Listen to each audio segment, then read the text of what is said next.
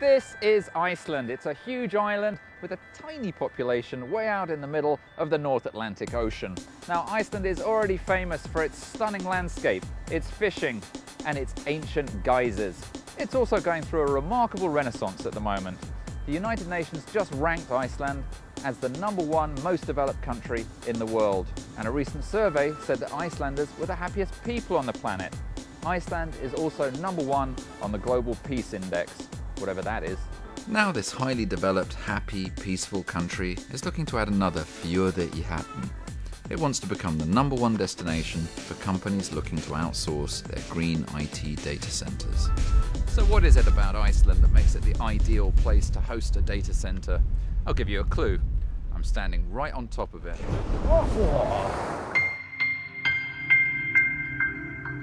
Iceland's position right on top of the mid-Atlantic fault line gives it an extraordinary level of geological activity. And it's this proximity to the Earth's magma which has already made Iceland a poster child for the renewable energy movement. It's actually the only country in the world which can currently claim to get 100% of its heat and power from renewable energy sources such as geothermal energy. You know, Iceland is straddling two tectonic plates. The very location of this power plant is in the middle of the slow spreading zone. Therefore, we have relatively easy access to high temperature resources. Iceland gets around 200 megawatts from the geothermal, which is about 20% of the total installed power in Iceland. I'm standing in the heart of the geothermal energy plant at Reykjanes, and it's going to supply hundreds of megawatts of pure green energy to the new data center development just across the road at Keflavik. So how does it all work? Time for a tomorrow's world moment, I think. The whole process starts, well, here, as hot water and naturally occurring steam bubble up through the surface and are directed into this huge network of pipes. The steam comes in up here and it's driven across to this element where it's super pressurized and then forced down through this gigantic steam turbine. This is actually generating 37.5 megawatts of power right now. That's enough to provide electricity for a small city. The next stage in the process is to take that superheated steam and turn it back into water, which they do using these absolutely huge cooling tanks. And then the condensate, or the waste byproduct of this whole process, is pumped across the road to, well, why don't we go and have a look at where it goes? Here. It's a fact that the waste byproduct of most power stations is an unpleasant and difficult to deal with problem. But here they've used it to create one of the most famous spas in the world, the Blue Lagoon. It's a little hard to imagine doing this outside Sellafield or 3 Mile Island. The data center market is going to be very important for Iceland, not just for this area, but for Iceland and all. We used to be a fishing nation. Now we are getting into more details using our energy source, and the data center market is a very big one and very positive one to use the green energy for a green business.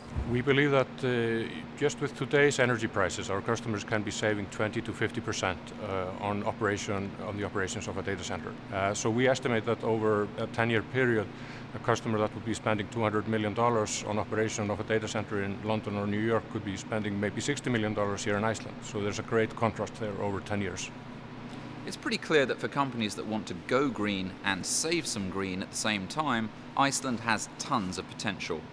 But right now, potential's pretty much where it begins and ends. I'm standing here at the new data center facility that Vern's starting at the old NATO base in Keflavik. And as you can see, they haven't signed up any customers yet. Now, there are some good reasons for that, but in the meantime, there's not a lot going on here. So why aren't data center customers queuing around the block? Some people might be concerned about Iceland's high level of volcanic activity. Of course, we are located in the middle of the North Atlantic Ridge, but that doesn't mean the entire country is just volcanoes and geysers. And the area where Vern has located its data center is very strategically chosen. It's actually at a military base that was originally chosen by the US for its stability and its distance away from volcanoes and stuff. So if seismic activity isn't an issue, what about the size of the country's population? Well, the educational level of Iceland is quite good. The number of IT students are growing.